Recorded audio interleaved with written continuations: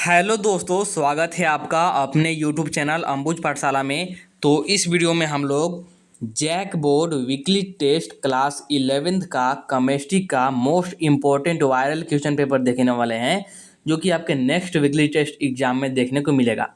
आपका next weekly test exam होने वाला है 19 सितंबर को, और इस वीडियो में हम लोग ऑब्जेक्टिव प्लस सब्जेक्टिव दोनों क्वेश्चन देखेंगे। तो चलिए वीडियो को स्टार्ट करते हैं। और वीडियो को स्टार्ट करने से पहले हमारे चैनल पर नए हों तो चैनल को सब्सक्राइब जरूर कर लीजिएगा, साथ ही वीडियो को अपने दोस्तों के पास भी शेयर कर दीजिएगा, क्योंकि वीडियो बहुत ही ज़्यादा इंपॉर्टेंट होने वाला है।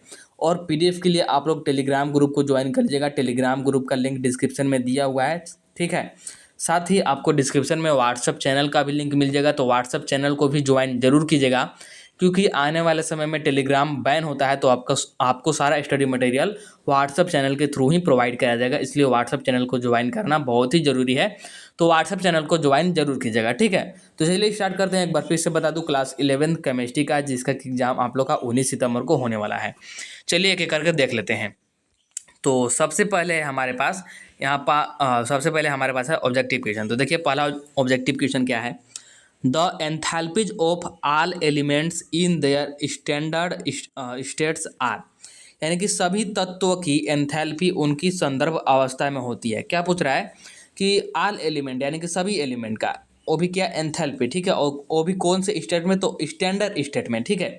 तो चार ऑप्शन की मैंने बताना कौन सा सही होगा। क्या यूनिटी होगा यानी कि इकाई के बराबर, या फिर जीरो होगा, या फिर जीरो से कम होगा, या फिर अलग अलग एलिमेंट के लिए अलग होगा, यानी कि डिफरेंट फॉर ईच एलिमेंट। कौन सा राइट होगा ये आपको बताना है। तो करेक्ट आंसर की बात करें तो हो जाएगा यहाँ पर आपका जीरो। क्या हो जाएगा, जीरो, यानी कि ऑप्शन नंबर यहाँ पर हो जाएगा आपका बी करेक्ट। क्या हो जाएगा, बी हो जाएगा यहाँ पर करेक्ट, ठीक है। फर्स्ट नंबर वाले क्वेश्चन का ऑप्शन नंबर बी हो जाएगा करेक्ट, यानी कि सभी तत्वों की एंथैल्पी की बात करें उनकी संदर्भ अवस्था में, यानी कि स्टैंडर्ड स्टेट में, तो कितना होता है, जीरो होता है, यानी कि शून्य होता है, ठीक है। तो पहला का हो जाएगा यहाँ हमारे पास ऑप्शन नंबर बी हो जाएगा करेक्ट, ठीक है। आगे बढ़ते हैं। तो सेकेंड नंबर वाला क्वेश्चन देखिए क्या बोल रहा है। For the process to occur under isothermal condition the correct condition is, एक प्रक्रम के समतापी परिस्थितियों में होने के लिए सही स्थिति है। एक कोई प्रक्रम है तो उसके समतापी परिस्थितियों में होने के लिए कौन सा स्थिति, यानी कि इनमें से कौन सा ऑप्शन सही होगा, ये आपको बताना है। तो राइट ऑप्शन की बात करें, यानी कि राइट आंसर की बात करें, तो राइट आंसर आ जाएगा यहाँ पर आपके पास delta T is equal to zero. क्या आ जाएगा, delta T is equal to zero, यानी कि ऑप्शन नंबर सी हो जाएगा करेक्ट। क्या, ऑप्शन नंबर सी, ठीक है। Delta T is equal to zero होगा तो ये आपका समतापी परिस्थिति में मतलब आ सकता है। इसके बाद आगे बढ़ते हैं। तो थर्ड नंबर वाला क्वेश्चन देखिएगा क्या है। क्या बोल रहा है कि the criteria for spontaneity of a reaction at constant pressure and temperature is, कैसा, तो यहाँ पर जब आपका प्रेशर है और टेम्परेचर ये कांस्टेंट होना चाहिए, यानी कि स्थिर होना चाहिए। तो स्थिर दबाव या फिर बोल लीजिए दाब और तापमान पर अभिक्रिया की स्वतः परवर्ती का मानदंड है। तो क्या होगा ये आपको बताना है। तो ये है हमारा थर्ड नंबर वाला क्वेश्चन। तो राइट आंसर क्या आना चाहिए, राइट आंसर आना चाहिए हमारे पास डेल्टा डी, जो डेल्टा जी है ये जीरो से छोटा होना चाहिए, यानी कि ऑप्शन नंबर कौन सा, ऑप्शन नंबर सी हो जाएगा करेक्ट, ठीक है। क्या, डेल्टा जी आपका जीरो से छोटा होगा, यानी कि ऑप्शन नंबर सी हो जाएगा यहाँ पर आपका करेक्ट, ऑप्शन नंबर सी हो जाएगा यहाँ पर करेक्ट। इसके बाद आगे बढ़ते हैं। तो फोर्थ नंबर वाला क्वेश्चन देखिए क्या बोल रहा है। इन द रिलेशन, कौन सा रिलेशन, तो H is equal to U plus P V. H is equal to क्या, यू प्लस पी वी।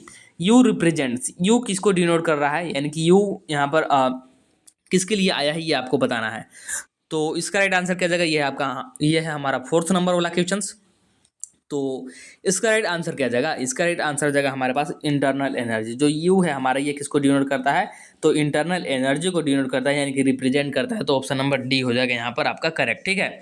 और हिंदी में भी यहाँ पर दिया गया, देख सकते हैं आप लोग, कि जो संबंध है H is equal to U plus P V में यू क्या दर्शाता है, तो ये आंतरिक ऊर्जा दर्शाता है। क्या, आंतरिक ऊर्जा। इसके बाद 5 नंबर वाला क्वेश्चन देखिए क्या है।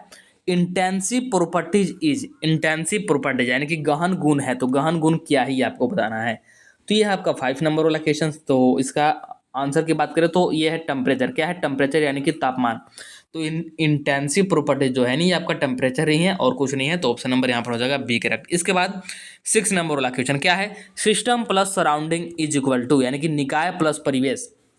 तो निकाय और परिवेश मिलके क्या बनता है, निकाय और परिवेश मिलके यहाँ पर क्या बनेंगे, तो ये है आपका यहाँ पे कौन सा, ये है आपका यहाँ हमारे पास आई मीन 6 नंबर वाला क्वेश्चन। तो राइट आंसर हो जाएगा यूनिवर्स, यानी कि ब्रह्मांड। ठीक है, ब्रह्मांड। सिस्टम प्लस सराउंडिंग को मिला देंगे तो क्या बन जाएगा, यूनिवर्स बन जाएगा, यानी कि ब्रह्मांड बन जाएगा। ठीक है, तो ऑप्शन नंबर डी हो जाएगा करेक्ट यहाँ पर 6 नंबर वाले क्वेश्चन का। इसके बाद आगे बढ़ते हैं, तो 7 नंबर वाला क्वेश्चन देखिए क्या है।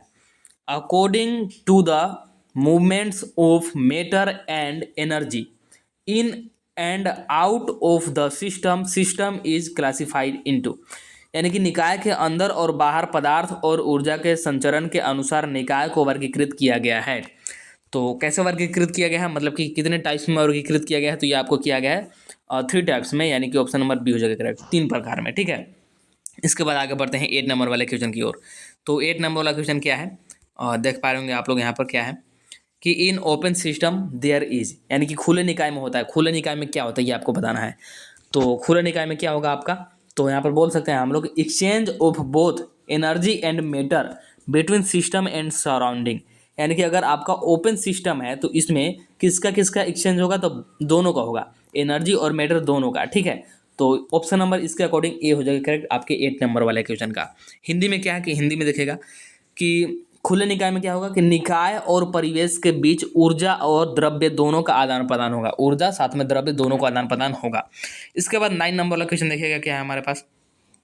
हाँ, अब देखिएगा, तो 9 नंबर वाला हमारे पास क्वेश्चन क्या है, delta U is equal to Q plus W is mathematical system sorry statement of.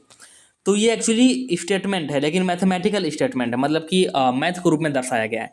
तो ये किसका स्टेटमेंट है, मतलब कि परिभाषा है, ये आपको बताना है। Delta U is equal to Q plus W निम्नलिखित में से गणितीय कथन है, तो किसका है, तो ये है आपका फर्स्ट लॉ ऑफ थर्मोडायनेमिक्स का, यानी कि उष्मा गति का पहला नियम। ठीक है, तो ऑप्शन नंबर सी हो जाएगा करेक्ट, उष्मा गति का पहला नियम को ये डिनोट करता है, ये जो यहाँ पर स्टेटमेंट दिया गया है। ठीक है, तो ऑप्शन नंबर सी हो जाएगा करेक्ट यहाँ पर आपके पास 9 नंबर वाला क्वेश्चन का। इसके बाद देखिए 10th नंबर वाला क्वेश्चन क्या है कि फॉर आइसोथर्मल रिवर्सेबल चेंज, यानी कि समतापीय अनुक्रमणीय प्रक्रम के लिए कौन सा ऑप्शन इनमें से सही होगा आपको बताना है। समतापीय अनुक्रमणीय प्रक्रम के लिए, यानी कि आइसोथर्मल रिवर्सेबल चेंज के लिए, तो ये एक्चुअली होना चाहिए कि Q is equal to 2.303 NRT log VF/VI, और यहाँ पर F का मतलब है फाइनल, क्या फाइनल, और I का मतलब है इनिशियल, क्या इनिशियल। ठीक है, तो ये होता है, तो इसके अकॉर्डिंग ऑप्शन नंबर सी हो जाएगा यहाँ पर आपके पास करेक्ट। इसके बाद आगे बढ़ते हैं, तो आगे है आपका सब्जेक्टिव क्वेश्चन। ठीक है, आगे है आपका सब्जेक्टिव क्वेश्चन, जिसमें कि सबसे पहले है 2 नंबर वाला क्वेश्चन क्या है कि what do you mean by Gibbs free energy. यहाँ पर ध्यान दीजिएगा कि गिब्स फ्री बोला है, कभी कभी इसको सिर्फ स्टूडेंट गिब्स समझ लेते हैं, तो ध्यान दीजिएगा कि गिब्स फ्री एनर्जी पूछा है, यानी कि गिब्स मुक्त ऊर्जा से आप क्या समझते हैं। तो देखिए, a function which is used to measure the maximum amount of the work done in the thermodynamic system at a constant temperature and pressure is called Gibbs free energy, यानी कि एक फलन जिसका उपयोग उष्मा गतिकी प्रक्रम में स्थिर ताप और दाब कैसा है, स्थिर है, मतलब कि बदल नहीं रहा है, पर किए गए कार्य की अधिकतम मात्रा, और वो भी किए गए कार्य की कैसी मात्रा, तो अधिकतम मैक्सिमम को मापने के लिए किया जाता है, उसे गिब्स मुक्त ऊर्जा कहते हैं या फिर कहलाता है। तो ये हो जाएगा आपका करेक्ट आंसर। इसके बाद देखिए नेक्स्ट है आपका, तो ये जो क्वेश्चन है ये 2 मार्क्स वाले हैं ना, ये 2 मार्क्स वाले हैं, तो ज़्यादा लिखने की जरूरत नहीं है। तो देखिए नेक्स्ट है, explain a specific heat capacity, यानी कि विशिष्ट ऊष्माधारिता को समझाइए। तो क्या है, the quantity of heat required to raise the temperature of 1 unit mass of a substance by 1 degree Celsius या फिर 1 केल्विन, यानी कि और 1 kelvin is called a specific heat capacity. किसी पदार्थ के 1 इकाई द्रव्यमान का तापमान 1 डिग्री सेल्सियस या 1 केल्विन बढ़ाने के लिए आवश्यक ऊष्मा की मात्रा को विशिष्ट ऊष्माधारिता कहा जाता है या फिर कहते हैं, यह हो जाएगा आपका करेक्ट आंसर। इसके बाद देखिए, इसके बाद आगे बढ़ते हैं, तो ये है आपका 3 मार्क्स वाला क्वेश्चन, और 3 मार्क्स वाले क्वेश्चन में आपको इस बार एक न्यूमेरिकल क्वेश्चन देखने को जरूर मिलेगा, इसलिए न्यूमेरिकल क्वेश्चन थोड़ा सा आप लोग यहाँ पर प्रैक्टिस जरूर कीजिएगा। तो देखिए क्या है, इन अ प्रोसेस, यानी कि एक प्रोसेस में 701 joule of heat is absorb by the system and 394 joule of work is done by the system, what is the change in internal energy of the process, यानी कि प्रोसेस में internal energy में क्या changes हो गई ये आपको बताना है। हिंदी में क्वेश्चन देखिए क्या दिया गया है कि एक प्रक्रम में निकाय द्वारा 701 जूल ऊष्मा अवशोषित की जाती है और 394 जूल कार्य किया जाता है। अवशोषित 701 जूल हुआ लेकिन कार्य कितना हुआ, 394 जूल हुआ। तो इस प्रक्रम में आंतरिक ऊर्जा में कितना परिवर्तन होगा ये आपको बताना है। तो देखिए कैसे इसको करेंगे, बहुत ही सिंपल है। क्योंकि 3 मार्क्स का है तो गिवन क्या है, तो क्यू हमको गिवन है 701 जूल, डब्ल्यू गिवन है, इसको माइनस में डिनोट करेंगे -394 जूल, और हमको निकालना क्या है, आंतरिक पूछा है ना, आंतरिक एनर्जी। तो अभी मैंने तुरंत आपको बताया था कि जो यहाँ पर यू है किसको डिनोट करता है, आंतरिक एनर्जी को, यानी कि हमको यहाँ पर डेल्टा यू फाइंड करना है, क्योंकि हमसे यहाँ पर पूछा है इसमें चेंज पूछा है, इसलिए डेल्टा यू फाइंड करेंगे हम लोग। तो देखिए according to the first law of thermodynamics, ऊपर मैंने अभी बताया था कि इसका मैथमेटिकल फॉर्म क्या होता है।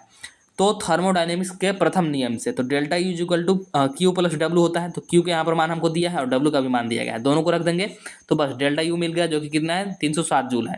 तो बस इसी को लिख देंगे कि it means that internal energy of system is increase, यानी कि बढ़ रहा है कितना, तो 307 जूल बढ़ रहा है। तो ये हो जाएगा आपका, बस यही हो गया आपका सॉल्यूशन। और सेम टू सेम हिंदी में भी यही सॉल्यूशन होगा, सिर्फ यहाँ पर जो लिखा गया है और यहाँ पर सिर्फ हिंदी में लिखा गया है कि जैसे ऊष्मागति के प्रथम नियम के अनुसार। तो सेम टू सेम है, यहाँ पर बताने की अलग से जरूरत नहीं है। इसके बाद आगे बढ़ते हैं। तो देखिए ये भी आपका 3 मार्क्स वाला ही है, लेकिन है आपका ये डेरिवेशन कि derive relation between CP and CB. तो सीपी और सीबी के बीच आपको क्या करना है, संबंध स्थापित करना है। हिंदी में वही है कि सीपी और सीबी के बीच संबंध स्थापित कीजिए, और ये इंपॉर्टेंट है आपके बोर्ड के पॉइंट ऑफ व्यू से भी इंपॉर्टेंट है। कैसे करेंगे, देखिए हम लोग जानते हैं वी नो डैट, क्या जानते हैं कि H इज इक्वल टू होता है U प्लस पी बी। ये अभी ऊपर ऑब्जेक्टिव वाले में भी आया था, H इज इक्वल टू क्या आता है, U प्लस पी बी, ठीक है। तो इसको अगर आगे करते हैं, अगर इसमें परिवर्तन हम लोग दर्शाते हैं तो delta H is equal to होगा डेल्टा U प्लस में डेल्टा पी बी। और हम लोग जानते हैं, क्या जानते हैं कि since for 1 mole of ideal gas, यानी कि 1 मोल आदर्श गैस के लिए पी भी इक्वल टू होता है आर टी। तो इस पी बी की जगह पर रख देंगे आर टी, यहाँ पर आपको दिख रहा होगा, इस पी बी की जगह पर क्या कर देंगे, आर टी रख देंगे। और जब इसको खोलेंगे तो यहाँ पर हो जाएगा आपका delta H is equal to delta U plus R delta T, ठीक है। यहाँ पर ये आर में डेल्टा क्यों नहीं लगा, क्यों, क्योंकि जो आपका यह आर है, यह है आपका यूनिवर्सल गैस कांस्टेंट है, ठीक है। तो ये कभी भी आपका बदल नहीं सकता है, इसलिए इसमें डेल्टा नहीं लगेगा, सिर्फ डेल्टा टी होगा। तो ये हो गया आपका। अब क्या करते हैं कि डेल्टा टी से दोनों साइड में, यानी कि LHS और RHS दोनों में डिवाइड करते हैं डेल्टा टी से, ठीक है। तो जब आप लोग डेल्टा टी से दोनों साइड यहाँ पर डिवाइड कीजिएगा तो हो जाएगा आपका delta H by delta T, यहाँ भी हो जाएगा आपका डेल्टा टी, यहाँ भी हो जाएगा आपका डेल्टा टी। तो ये तो डेल्टा टी कैंसिल, डेल्टा से डेल्टा कैंसिल कर दीजिए तो H अपॉन टी, और यहाँ पर बचेगा U अपॉन टी, और यहाँ पर प्लस में सिर्फ R बचेगा। अब हम लोग जानते हैं कि H अपॉन टी जो है आपका यही होता है आपका CP, और U अपॉन टी जो है आपका ये होता है आपका CB। तो बस इसके जगह पर लिख देंगे CP, इसके जगह पर CB, और इसको अगर एक तरफ करेंगे तो CP minus CB is equal to R आ जाएगा। तो बस इसी को ड्राइव करना था, तो हो गया आपका ड्राइव। और सेम टू सेम यहाँ पर हिंदी में भी है, सिर्फ यहाँ पर जो लैंग्वेज है हिंदी में लिखा गया है, तो बताने की ज़रूरत नहीं है कि जैसे यहाँ पर आपको सिर्फ इतना लिख देना है कि जो कि आर है ये सार्वभौमिक गैस स्थिरांक है, या फिर 1 मोल आदर्श गैस के लिए सिर्फ आपको लैंग्वेज हिंदी वाला यूज कर लेना। बाकी जैसा कि मैंने आपको बताया ड्राइव करना, तो सेम टू सेम वैसे ही कर लेना है। तो 3 मार्क्स वाला भी कंप्लीट हो गया। इसके बाद आपका बचा 5 मार्क्स वाला, कितना, 5 मार्क्स वाला बचा। तो 5 मार्क्स वाले में भी आपका यहाँ पर न्यूमेरिकल ही आएगा। एक तो न्यूमेरिकल दे देगा, न्यूमेरिकल दे देगा, और एक हो सकता है कुछ और दे दे। तो मैं कोशिश करूँगा कि एक आध न्यूमेरिकल आपको सेंड कर दूँ टेलीग्राम ग्रुप और व्हाट्सअप चैनल दोनों में, वहाँ से आप लोग प्रैक्टिस कर लीजिएगा।